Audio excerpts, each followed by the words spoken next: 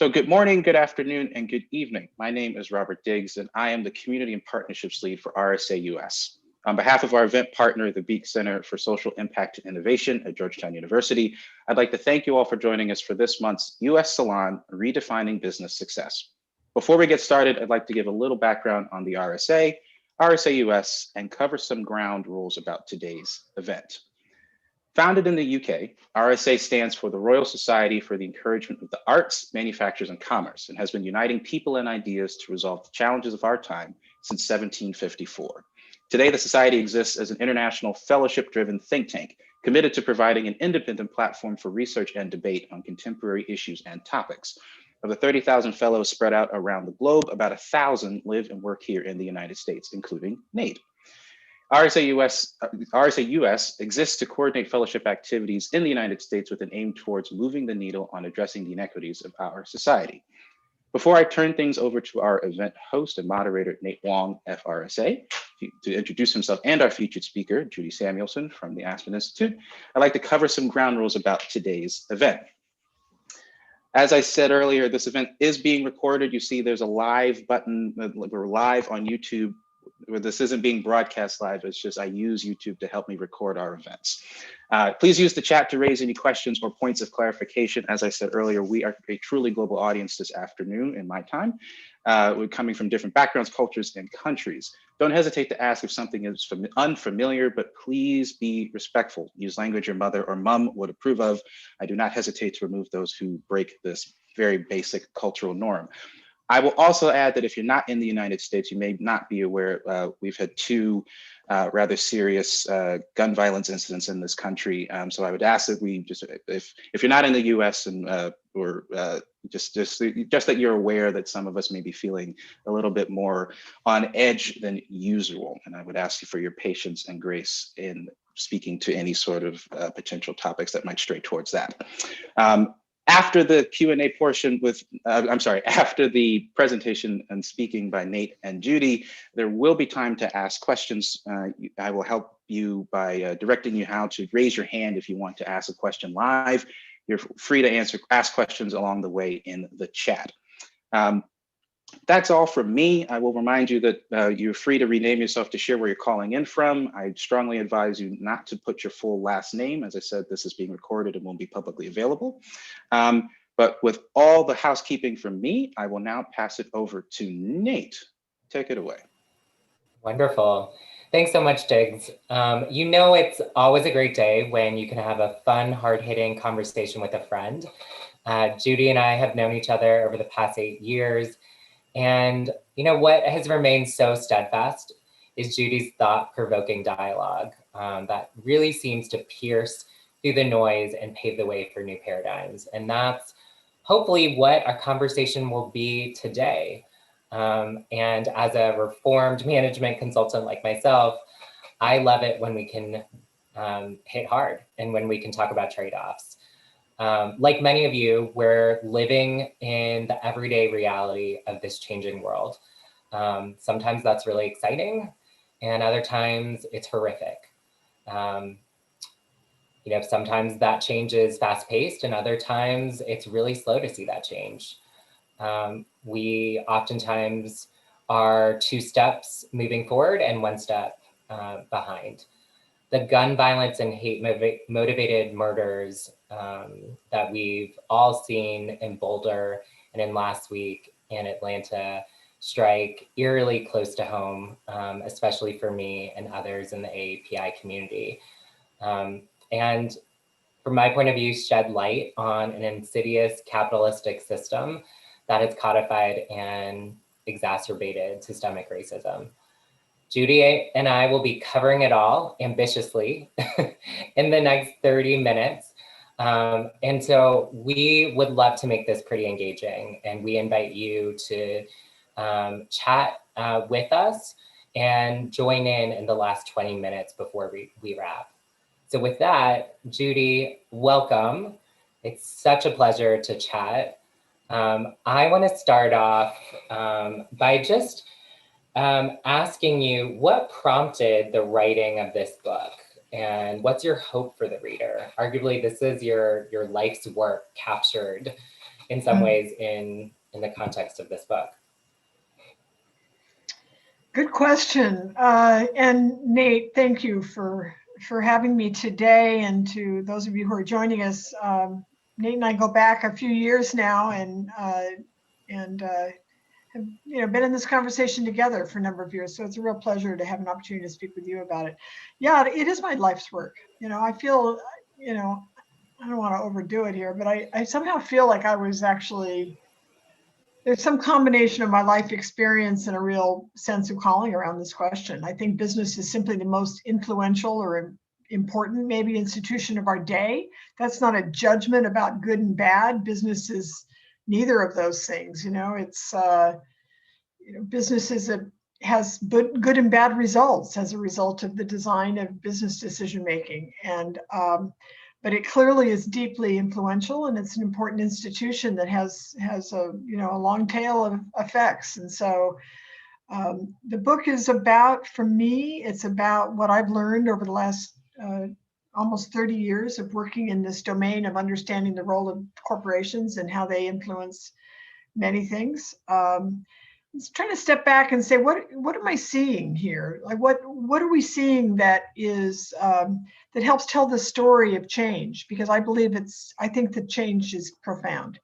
And so I write to these 6 new rules of business are kind of a conceit. They talk about changes that are already underway, but I also do believe that the new rules are already in force and that we have a lot of evidence of that. And so I've written it with both business executives in mind, people working to change business, both inside and from the outside, and those professional service firms that are part of this puzzle and that kind of link professional schools and professional education and kind of the rules of the road. And so those are all audiences that I think are germane, and I'm hopeful that this helps them think about where business is heading and what's ahead of them as managers.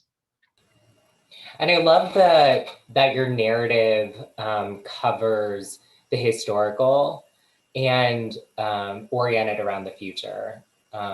You talk about the 6 rules that essentially flip old paradigms on their heads, from profit maximization being this organizing principle, one that still is oftentimes taught in business schools, of how a corporation interacts with their shareholders, and that is supreme, while labor is oftentimes just a cost to be minimized. Which of the rules would you say is kind of the most entrenched, if you will, that really needs to be reconsidered for us to move to this new paradigm? Well, I think you nailed it. I think it's about the purpose of the corporation and what's being perceived.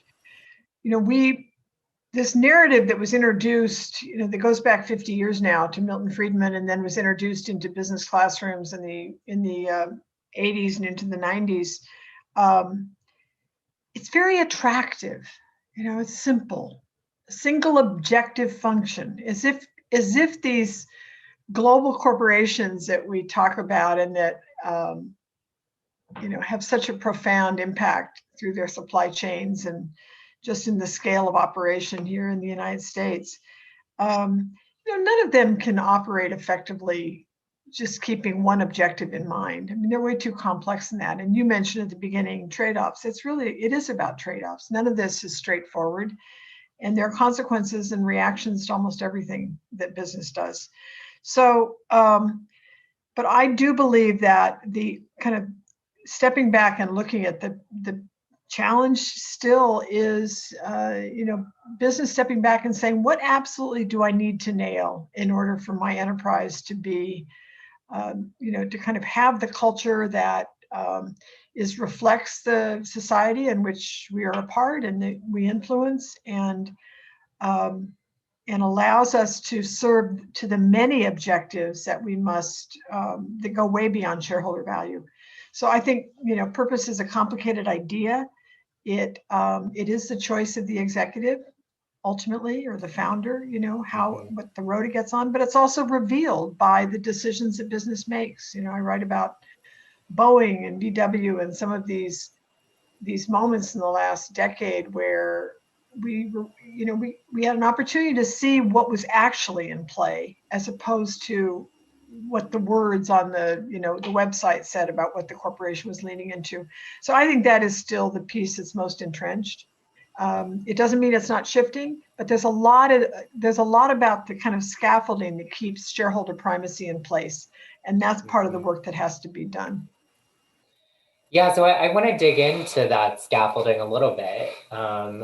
There's, when we think about change, there's the momentum that is pushing toward that change, and then there's the resistance side. I want to almost talk about what is the cost of that inaction? Like, what's at stake for companies who remain and stay entrenched? Like, what do you think is getting in the way? Well, I do believe that business is critically important. We cannot address issues of significance, whatever it is that keeps you up at night, whether it's climate change or inequality or, racial equity, it's impossible to imagine really moving the needle without business at the table in a fulsome way. And so I think it's of great consequence, climate change is a result of industrialization. I remember a moment when I had the opportunity to speak to some of the incoming leadership at the Business Roundtable. So this is the trade association, Washington-based, that represents our largest in the United States, our largest companies, our largest brands. And in conversation, I was making the case about how important it was the business table really lean in. And the person I was speaking to kind of said, well, I don't know, there's not everybody agrees on this. And it's like, this is not a time for business to hold back and wait until everybody agrees. We have to get this right. And so that's just one example, but it's not impossible. You can take virtually any issue and find a way to tie it back to the norms and protocols and decision rules that that influence the conduct of these remarkably capacious organizations. So we need them at the table. We also need their talent and problem-solving skill and global reach and distribution systems, and all of those things are in play. Yeah, and I would assume, especially in this world of COVID, that we've seen corporations either step up in new and profound ways, especially around the vaccine, as well as other corporations who may have played a backseat role. Yeah. Yeah, absolutely. It's COVID is an interesting time to be looking at these questions. And on the one respect, it's helped humanize corporations and remind us who actually is behind the delivery of goods and services that we take for granted.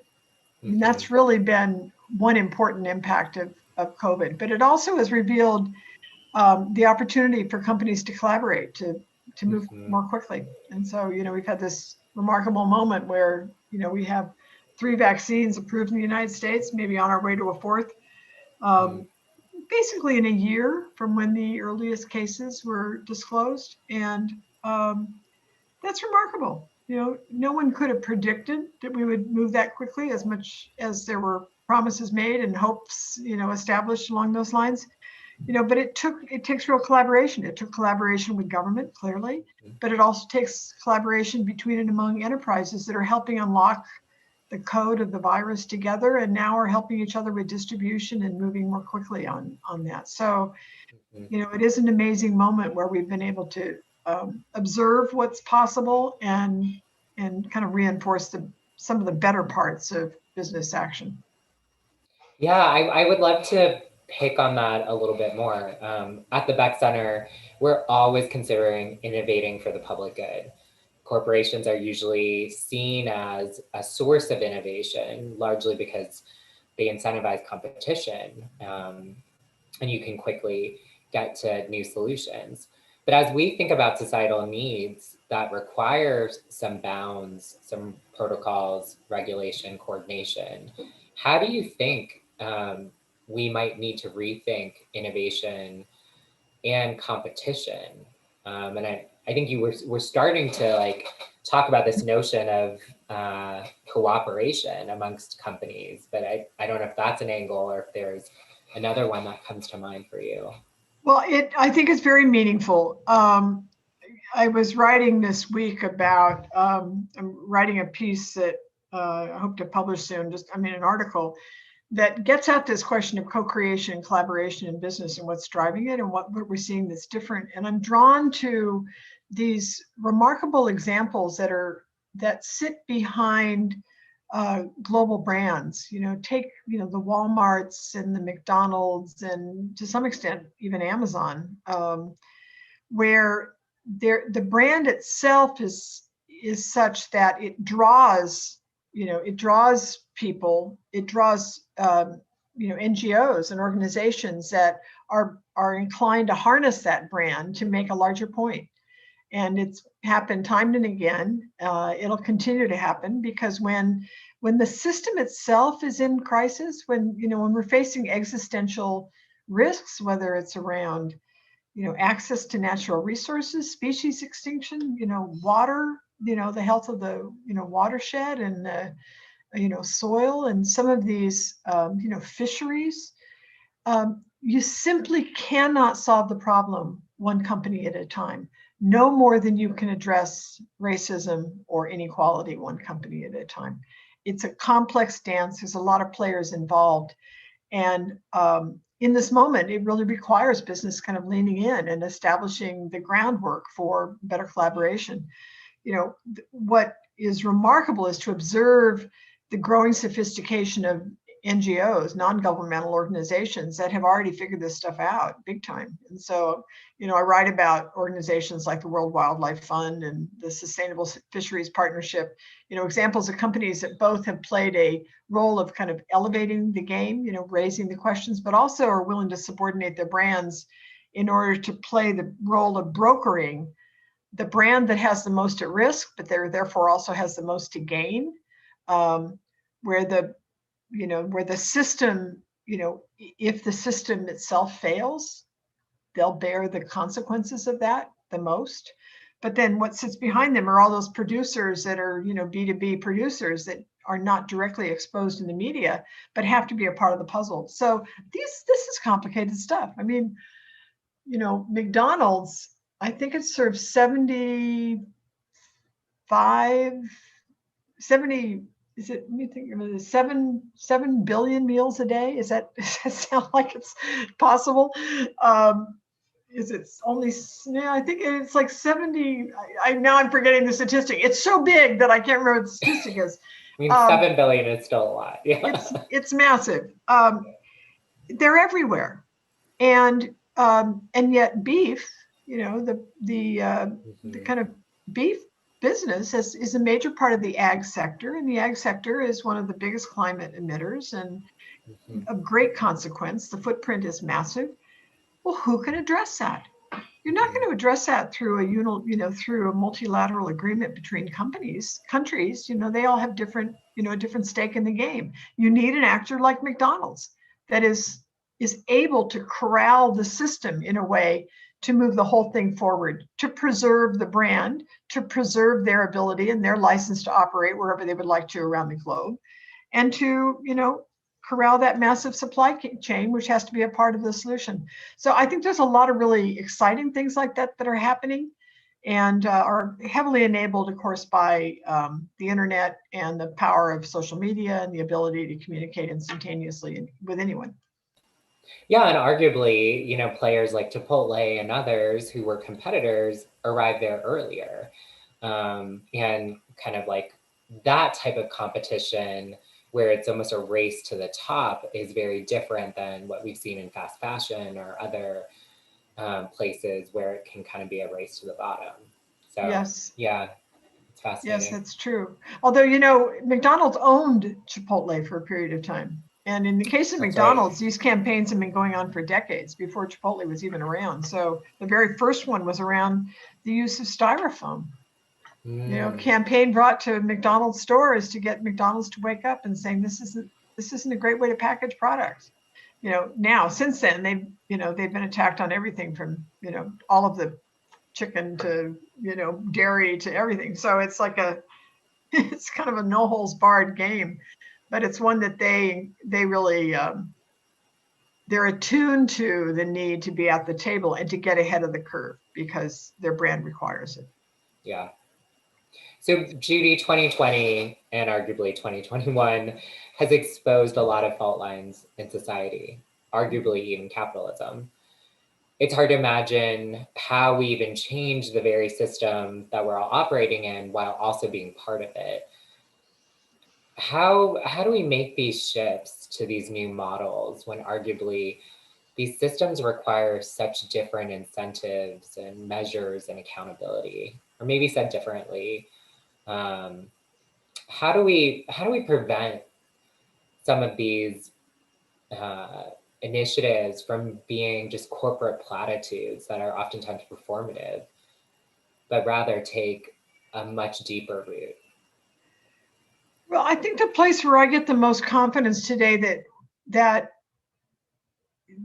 we can't stand still is because of the growing power of employees themselves, employee voice. Yes, you're absolutely right. It's all about matching, intentions and the reality of what actually, in operations, I mean, what happens on the ground. I had an opportunity to interview Jeff Weiner, who was the CEO of LinkedIn until he stepped away from the job about a year and a half ago. And in an exchange on email later, I said, well, he talks about authentic leadership. And I said, what's authenticity? And he said, keeping your promises. And that's what we're facing. We have this moment where the Business Roundtable and these corporations have stepped up and said, no, this is what we stand for. This is who we are.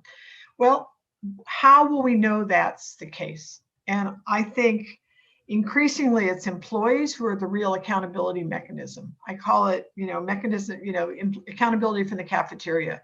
Employees are remarkably well suited, and, have the capacity to build bridges between the values of the firm and what employees hold dear, what they think is absolutely critical to them, as part of wider society, and what they see outside the gate, and connecting these two things. Business would love to be able to say that belongs over there, that's an externality, and employees simply don't feel that way. They want to assure that the place that they work is true to the things that they know are critical to their own existence and the long-term health of the society. And they're keen to be at the table. And we're seeing some stunning examples of that today. I'm less confidence, frankly, in consumers and investors. Investors come in lots of shapes and sizes, and they have, different objectives. They're not all the same. Consumers tend to rebound to price and convenience. We all know this to be true at some level. Where employees, in some respects, are the only ones who really have the same long-term interests as the enterprise. They want the company to succeed. And they know that the path to success is going to be being attuned to some of these risks that maybe once at one period of time, you could think of that was somebody else's job to fix, but that's simply no longer the case. Yeah, employees are so fascinating because from, some of my experience, they can play this role of the entrepreneur, right? Like activating change from the inside. But I think what is also challenging, Judy, is that it's hard to mobilize. And like, what are the tactics around how you coordinate as workers or as employees? Have you seen a change in how? Big time. Yeah. Big time change. Yeah, share a few thoughts on like some of those tactics. Well, I remember the very first time that I went, oh my God, this is a change. This isn't about employees, but you may remember years back, and now I'm not going to get the name of the organization right, but when the Nobel Prize was given to a group for the first time, rather than an individual or a research partnership, it was like a group of activists all over the world who are working on moving governments to adopt a treaty about landmines and their use in, civil strife and war. And it simply wouldn't have been possible before for a group to win the Nobel Prize. But, equipped with, the internet and operating to a fairly well in different places around the world, they managed to kind of build a coalition of actors. It's absolutely possible within companies. We're living in an age in which companies may not prefer to have their employees so actively engaged. In some ways, it would be simpler if they were not. And employees take real risks in doing so. We've certainly seen examples at Google and beyond where employees are fired ultimately for being activists, but there's no stopping it today. And there's nothing, every organization is living through a period of time where we become more conscious of the voices of many people who may not have been in a position to speak out before, but don't seem to have any concern about sending an all staff, email that speaks to who they are and what they believe to be true. It's just a different era in that respect. So no, I don't think there's anything holding us back. We're seeing, we saw it at Google with Google Walkout, which was part of kind of a, consequence of the Me Too, movement and the ability of the internet to be both keep people anonymous, but also enable them to build coalitions quietly, and then that builds confidence so that if and when they're ready to go public, they're not doing it alone. So that's not going away anytime soon. Yeah. How about the role of media? Because I think what we've also seen is that employees, might have done an internal petition inside, but it doesn't go really anywhere in the organization. How do you think other outside actors have also influenced attention?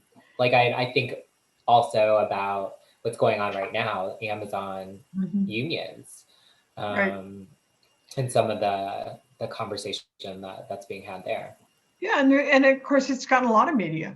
The actions of Amazon itself are under a microscope. Its strategy around calling for the federal minimum wage to increase, that depending where you sit probably feels like a little late, but also important perhaps, Yeah. But the occasion that really got people's attention, at least from where I sit, was when a group of Amazon employees kind of collaborated around the influence they had as shareholders.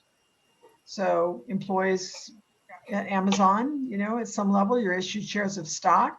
And I think there was a petition signed. It had 7,000 or 8,000 employees who signed on to the petition, and it was about climate change. And there was essentially a letter to Jeff Bezos saying, here's what we expect, move forward.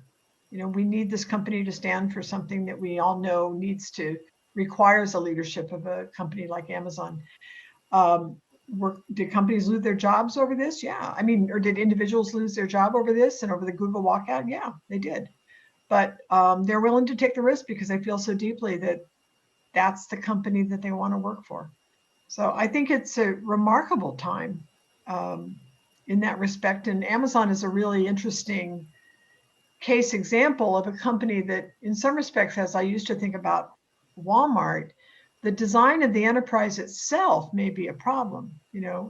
Recall Walmart's tagline, always lowest price. If you're in the always lowest price business, you're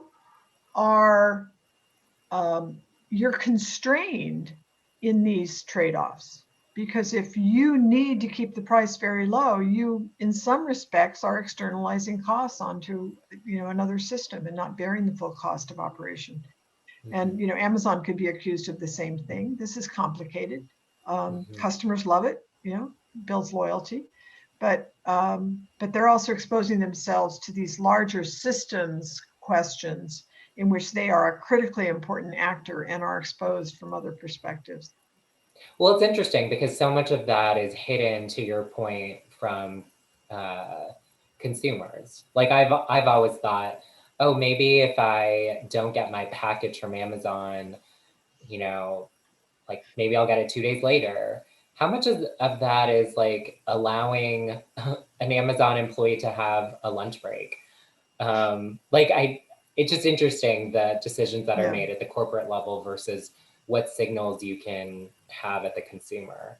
Right. I mean, at some level, it is always about competition, right? So you're raising the Yeah. bar on yourself and you're raising it on everybody else at the same time. And sometimes it feels like there's no turning back. But who bears the real cost of that is the question. You know, in New York City, where I live, you know, there's a serious discussion about charging back some of the costs being borne by the fact that everybody has become dependent on Amazon during the pandemic, and you know, want something at their front door really fast. So there's cost to it. There's cost to the public sector in managing through that. So, you know, these things, you know, do they kind of be calibrated out in time? We'll see. Yeah. I mean, what we're talking about is a lot of it, in my mind, is a reckoning of power.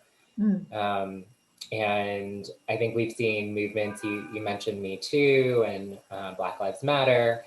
What do you think must be done within or even outside of business to help really redistribute this power? Because that's one of the major levers. As we think about the shift from shareholder primacy and then now involving employees and others, it seems like there's a governance and other components there to redistribute that power.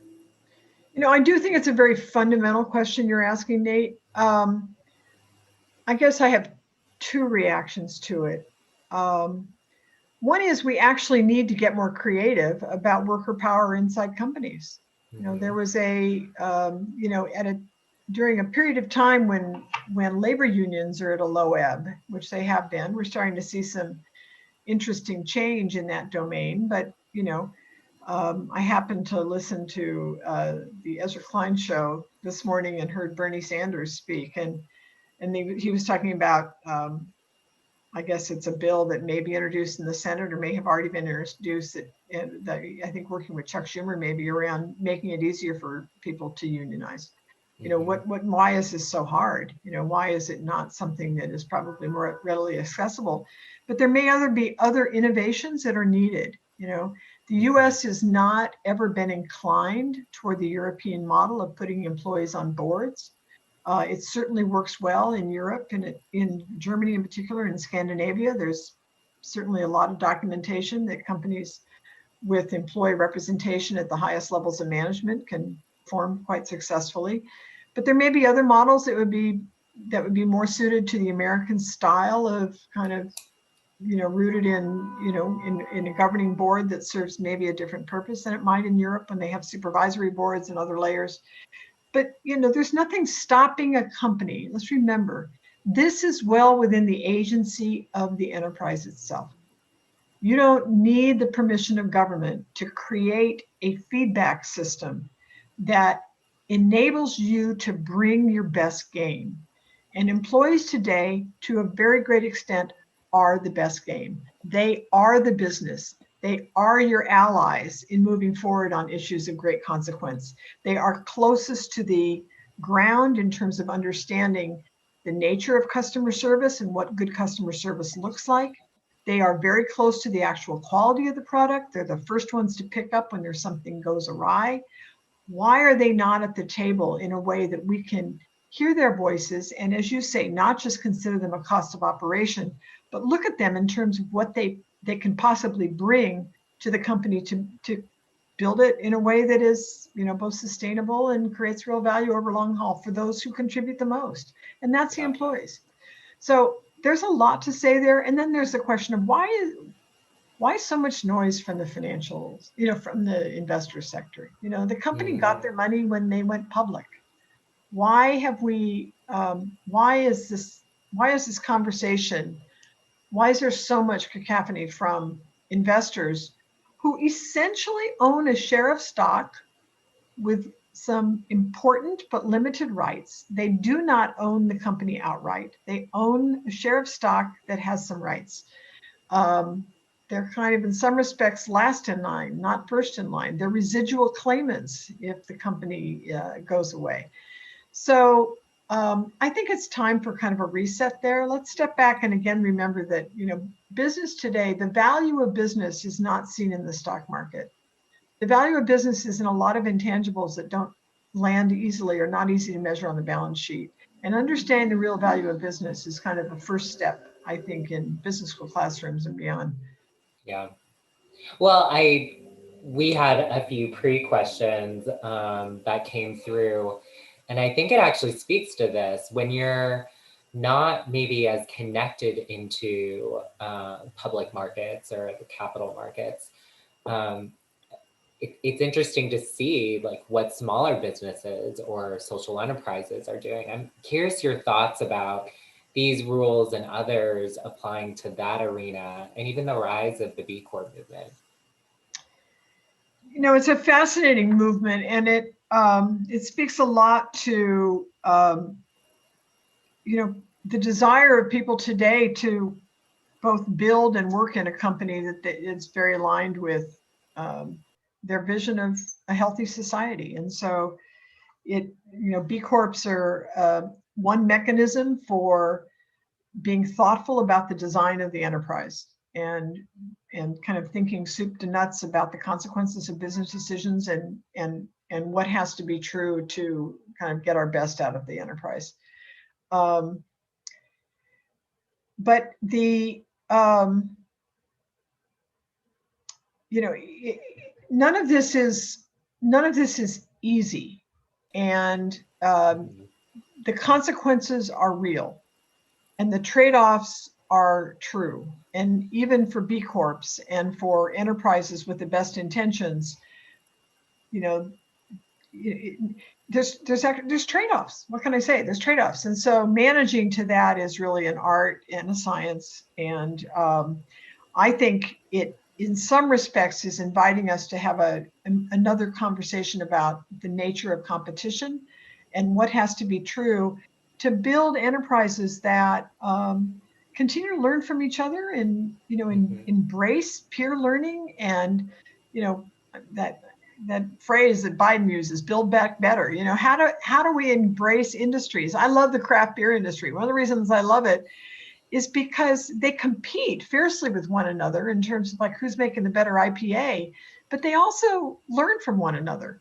So, you know, it's kind of like a feel-good industry, if you will. And there are other industries like that are not, we don't necessarily get our best out of companies that just use competition as the kind of arbitration between value. And so, you know, I think there's interesting examples today of what we can learn from smaller enterprises that embrace these kinds of questions and are challenging some of our winner-take-all kind of, you know, the way in which that has become the, you know, ground for companies. Yeah. Listen, Judy, I know that we could talk all day. I want to make sure that we have time for questions from our esteemed audience. So I'm going to turn it over to Diggs. But Judy, this has been so fascinating. I'm looking forward to joining you at the end for some closing remarks. But I'll turn it over to Diggs. Thank you both. I will just say that for me, it's been fascinating, especially as someone who is I would consider a layperson in this world, to hear you two speak. And on that note, I do have a question, but before I ask it, I want to encourage our audience to please let us know if you have a question or a comment to add. If you didn't see in the chat, the way to do that, if you go to the reactions tab, so, you know, if you highlight the bottom of the window of Zoom, there'll be a couple of buttons that pop up. If you click reactions and then click raise hand, that will alert me and the rest of us that you wish to ask a question. At that point, I will allow you to, I will call your name and say, for example, Diggs, would you like to ask your question now? And I will allow you to unmute yourself for the duration of your question. To join the panel, as you have seen here, as I've just popped up on your screen, you'll have to have your video on in order to join the panel to ask your question in that fashion. But you are also free to chat me your questions or chat everyone a question that you might have. We'd love to hear from you. This is your time to ask these esteemed panelists any questions or share your thoughts with them. In the meantime, my question from the layperson perspective is, how does this work in your thoughts? How is your book sort of taken into or scaled down into palatable bits for those that might not be of this world, right? In terms of not like as experienced and as plugged in with the way that the McDonald's are feeding the world in that sense. How do we get this to everybody so that they understand what these 6 rules mean? Well, I think I try to do it through stories, basically. You know, we talked a little bit about some of the massive change at systemically important enterprises, whether it's, you know, Walmart that has done a remarkable job of kind of amassing its supply chain to try to drive change, everything from dematerializing packaging to lower energy use to, you know, decisions around product and purchasing. But I also tell the stories about innovators within companies.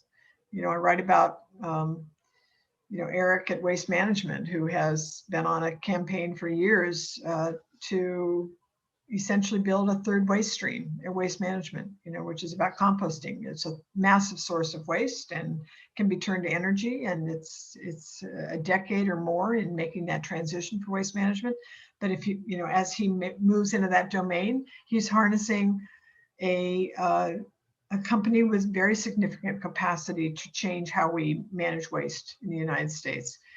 Or, you know, Neil at AT&T, who thought deeply about the point of purchase for parents who were buying their child their first cell phone, and what do they need to understand about the use of a cell phone, and how would they make that more apparent to parents so that they were using that point of purchase well and equipping them to manage that that situation as best as possible. And then, of course, I talk about people at the top of firms. You know, today, some of the examples that pop up are people like Mary Barra at General Motors and Satya Nadella at Microsoft, both of whom who have, and now Jane Fraser at Citibank, the new CEO of Citibank, who have really leaned in heavily on climate change. So those stories help us understand how change takes place and give us some confidence that working in business can get to a better end. So I think that's part of the puzzle. You know, there's also, you know, coalitions at work, and coalitions from everything on, you know, workforce development to, you know, addressing racism inside the ranks of enterprises. And so I think that's an important piece of the puzzle as well. So it's stories, it's, you know, I think the rules themselves are pretty accessible. You know, they're not things that are outside of the experience of people who sit outside of the business sector. They're definitely, I think, sound familiar notes for any of us who live in the United States and witness how business operates here and around the globe.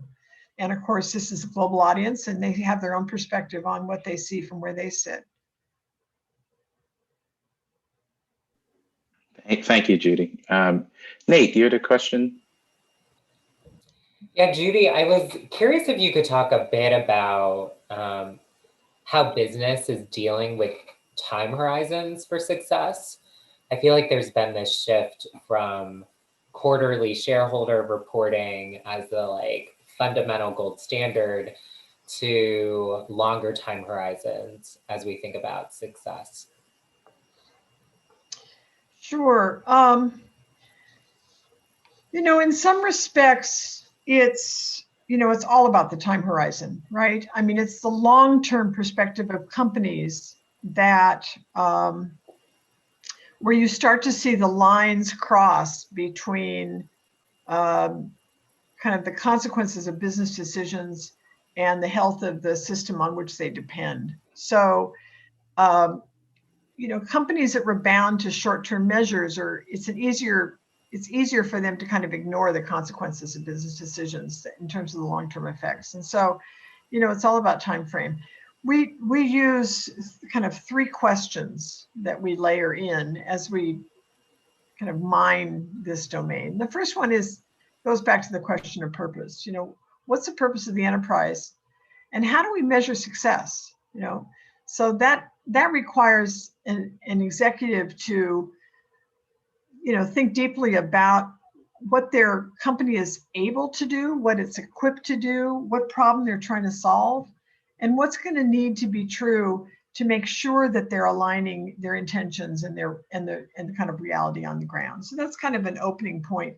But then they also have to be thinking about, you know, who do they need to consult to assure that they're making decisions that, stand the test of time. Who's downstream for the consequence of a business decision, and how do you make sure that you're thinking about those consequences deeply? Who needs to be at the table? Literally, who needs to be working with you on thinking about the consequences to business decisions? And so, but everything, if you're thinking long term, all of it makes more sense.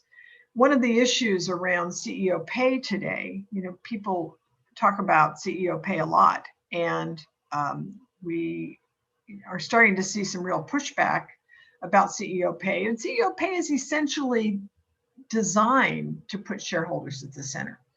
It's the loudest signal in CEO pay packages. CEOs, the largest, most public companies use total shareholder return, which is a roll up of dividends paid and share buybacks that are designed to influence the stock price. That measure of success is kind of the antithesis of what the Business Roundtable was calling for when it was putting kind of the corporation's purpose at the center. So these questions are important, and it's hard to actually incentivize an executive to really be paying attention to the long term. The stock price rebounds to short-term thinking regardless. And so if you're loading a CEO up with stock, they're thinking about the stock price and they're brushing their teeth in the morning and when they're sleeping on it all night long. And so I think, the short-term, long-term thing is some people say, well, long-term is just a bunch of short-terms rolled up. That may be true, but it's again back to this question of design and what is the company really intending to do? Thank you, Judy. There was a question that came in from an audience member, sort of asking that they're curious about the different audiences you encounter in relation to your book. What are the kinds of reactions you get to your statement that business must be at the table in a fulsome way to address hard problems? And for more skeptical audiences, how do you navigate those conversations? Well, I'm thinking a lot about the skeptical piece of this. I mean, I think, in the US, speaking for the US, and I really write mostly about the United States because we have our own brand of capitalism and kind of distill markets in a way that's somewhat unique to the US. We tend to put a premium on business and believe deeply in private initiative and private investment. But we are living in a time where, a significant portion of young people align themselves with socialism, not capitalism. And I'll be interested in seeing how that plays out over time. But we definitely are hearing a real skepticism about business and its power and influence, and maybe a lack of trust in business as a agent that they either identify with or believe has their interests at heart. So I don't know that we know yet how that will all play out, but it's certainly critically important that that we call for the authenticity that Jeff Weiner wrote about.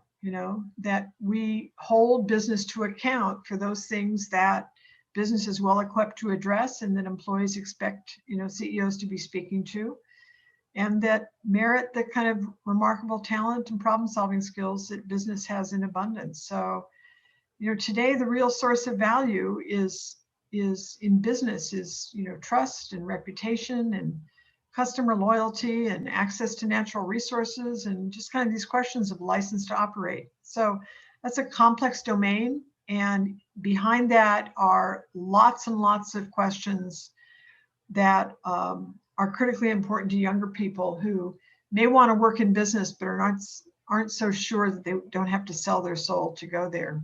So I think there's a lot on business to try to make sure that this works out.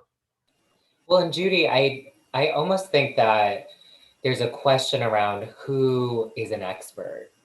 And when you open up the aperture for business to start solving social problems, there's a real question of who are businesses consulting as they think about the expertise that is required in this space. And ones that I've seen really work well have acknowledged that with humility and bring in the right experts that are usually outside of business oftentimes. And then others where there's still very much this paradigm that business kind of has all the answers. I think that can be really problematic here too.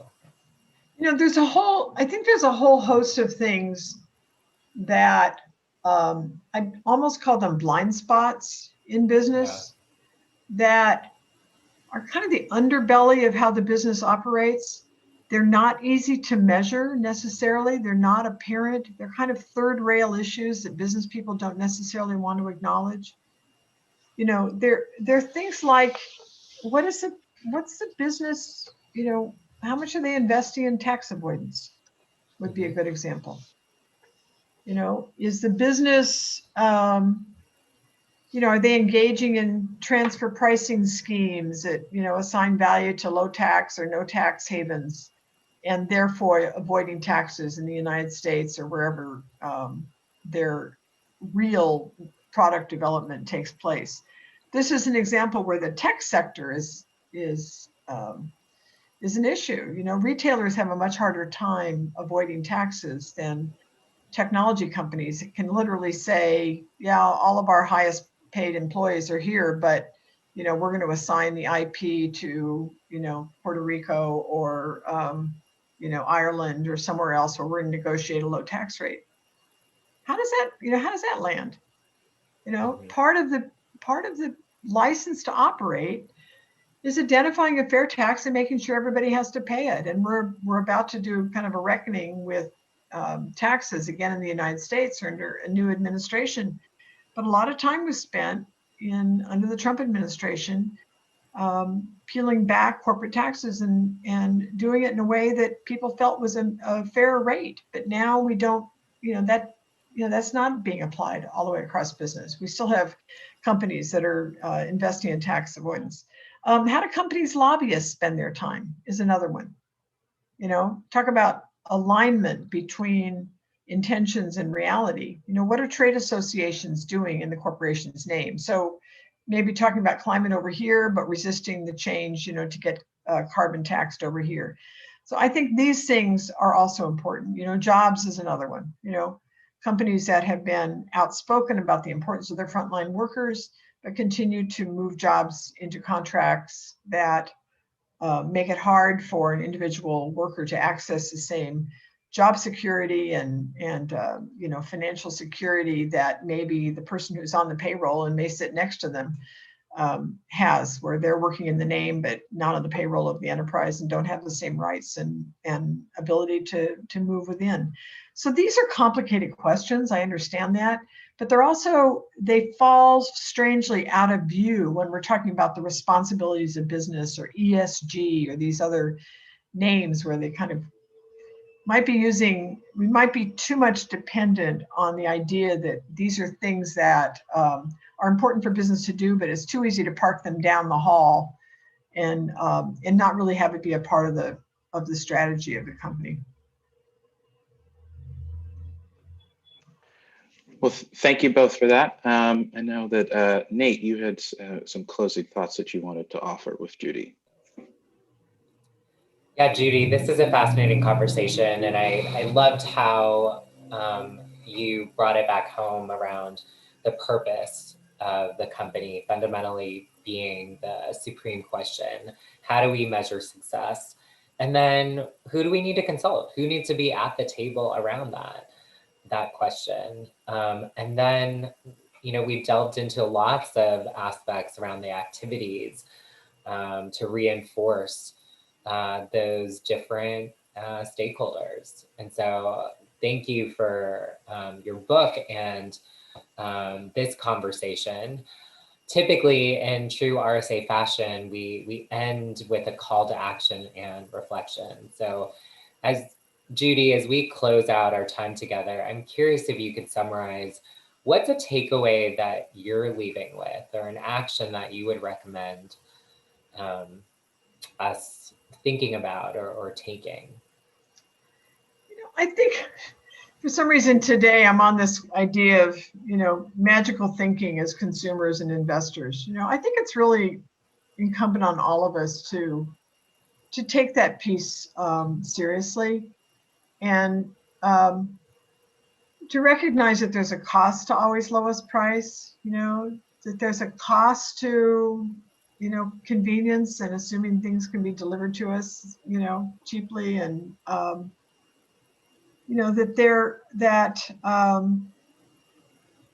investing is a responsibility in and of itself. It requires investors to think deeply about the companies that they're investing in, and to recognize the trade-offs that are in play, and to again avoid the magical thinking that there's no conflict between an ever-rising stock price and kind of the management of the enterprise, and who then bears the cost. When we're returning 90+% of profits to the shareholders, that's a direct conflict. And these are things that seem to work against our own self-interest, and so they make it difficult. Just like reducing your own pay as an executive would be, makes that difficult for them. So I don't know. I just feel like conscious consumerism is a responsibility, and I think it's important for all of us. Yeah, thanks for that, Judy. One takeaway that I'm leaving with is, of course, I'm in a university setting, so I'm always thinking about students and like, what will our future CEOs look like? What are the skills that they need to be cultivating now? And it seems like it's a different breed of CEOs are coming forward. And that's exciting. Ones that are really thinking in a systems mindset, ones that are really being able to embed ethics, and frankly, are servant leaders that are really putting their people at the heart of decision making. Yep. CEOs are leaders of communities today. They're not just leaders of an enterprise, and in all its complexity of the ecosystem that business influence and is a part of. So I think we're going to see a change there. I think we're going to see a big change on boards. I think we'll see a big change in the executive suite coming out of COVID, where a lot of directors will have said, enough Zoom for me. Thank you very much. Helped you get through this crisis, and it's time for me to step aside. So I'd say watch the space. I think it's all about governance. There's this term ESG, environment, society, governance, and it's all about the governance. It's about how decisions are made. And if anything, I hope that people will read the book with the idea of unpacking that a bit, and understanding that the underlying system of decision making is very much something that business can control itself, but it needs all of us at the table to have those expectations appropriately aligned. Absolutely. Well, thanks so much for this conversation, Judy. It's always a blast to connect. And special thanks to Robert Diggs of RSA US and the Beeck Center as our hosts. And thank you, engaged audience, for your questions. Thanks again, Judy. Thanks. Thank you both. I just want to quickly say that the audience, you will be getting the recording of this event as soon as it is ready to be sent out from YouTube. Thank you to Nate and Judy. I can share that I will be reflecting on the fact that I briefly worked for a startup that eBay incubated in New York, and that experience has driven me to the nonprofit world ever since. And now I'm thinking about, well, come on back. What are the ethical things I should have taken from that experience? So thank you for helping me to think through things. Thank you for challenging our audience to think through things. Please do go out and get Judy's book, and we will see you at the next RSA US Salon. Great, thanks.